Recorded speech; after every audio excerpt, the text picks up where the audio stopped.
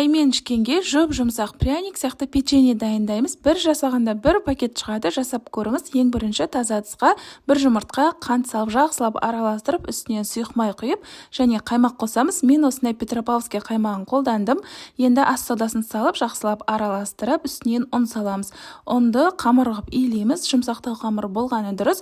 Петропавловский қаймағынан да бөлек айраны, сары майы және сүт өнімдері де бар. Қамыр тынғаннан кейін әрқайсысын 55 граммнан бөліп алып, дәл осылай орналастырып шығамыз. Бетіне жұмыртқа және аздап қант сеуіп, 180 градуста 20-25 минут шамасында пісіреміз.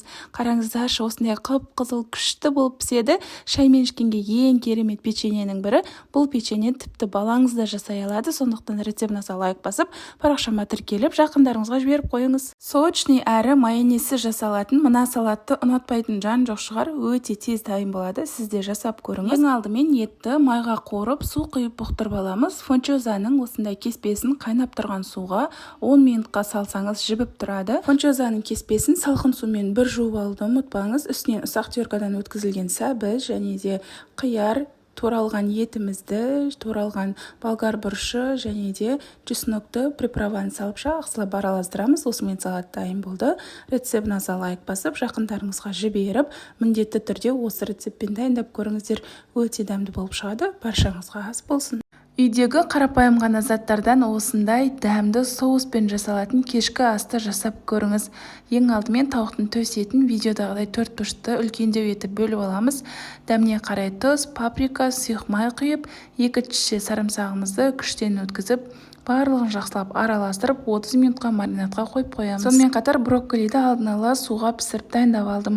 Табамызға сұйық май құйып, жаңағы маринадталған тауық етін жақсылап қуырып аламыз. Пиязды ұсақтап турап, оны да сарғайтып қуырамыз. Аздаған паприка және де бір ас қасық ұн салып араластырамыз. Томат пастасымен бір қызанақта барлығын езіп алып, осылай салып жақсылап араластырып, үстінен салқын су құйып, осы суда 15-20 минуттай бұқтырамыз. Гарнирге күріш дайындаймыз. Алдымен табамызға сұйық май құйып, күрішімізді осыған қуырып алып, үстіне су құйып, тұз салып, 20 минуттай толықтай жай отта бұқтырасыздар. Осылай әдемі шашырап піседі. Подливын салып, дастарханға ұсынамыз. Ас болсын, жасап көріңіз. Кешкі асқа дәл осындай оңай әрі дәмді тағамды бүгін жасап көріңіз. Ең алдымен тауықтың төс етін осылай соломкалап турап алып, қызып тұрған майымызға салып, жақсылап қуырып аламыз.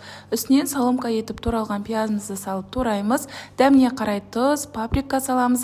Гарнирге осындай кемейдің лапшасын қолдандым.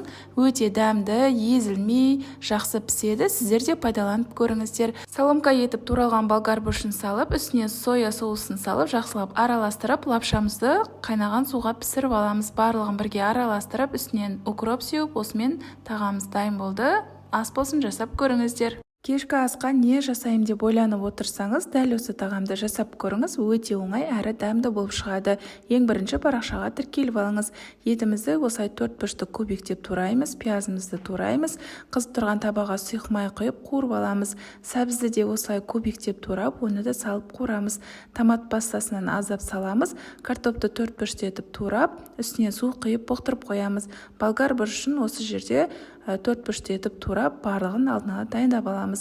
Күрішті гарнирге қосамыз. Бұл жерде 2 түрлі күрішті қолданып тұрмын.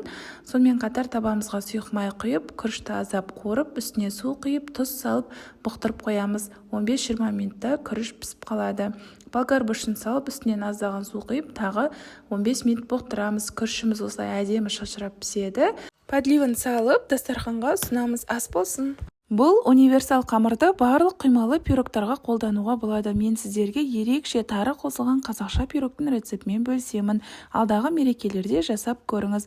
Ең бірінші тарымызды жуып алып, үстінен қайнап тұрған су құйып, 15 минутқа бөктіріп қоямыз. Қамырын дайындау үшін бір жұмыртқа, бөлме температурасындағы сары май және де қант қосып, қанты ерігенше араластырамыз.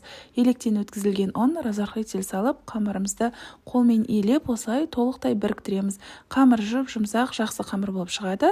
Пакетке салып 10 минутқа тындырып қоямыз. Салмасына 2 жұмыртқа және де қант, қоюлатылған сүт, жүкеннің 20% қаймағы және жұмыртқа саламыз. Ең соңынан тарының сүтін бөлек сүзіп алып саласыздар. 2 ас қасық кукурузный крахмал саламыз. Формамызға қамырымызды осылай орналастырып, бортиктерін шығарып, вилкамен тесіп, салмасын құямыз. 180 градуста 35-40 минутта дәл осылай пісіп шығады. Бөлме температурасында суытып, одан кейін ғана кесіп, дастарханға ұсынсаңыздар болады. Алдағы келе жатқан Наурыз, ораза мерекелерінде осы пирогты жасап көріңіз. Рецептке қолданылған ыдыстарды Бакшо-Байша дүкенінен алдым. Қолжетімді бағада сапалы ыдыстарды ала аласыздар. Келе жатқан Наурыз мерекесіне байланысты қазақи нақыштағы осындай кеселер мен табақ түрлерін таба аласыздар. Қазақстан бойынша доставка бар. Төменге номерін қалдырамын. Сондықтан парақшасына тіркеліп, тапсырыс берсеңіздер болады.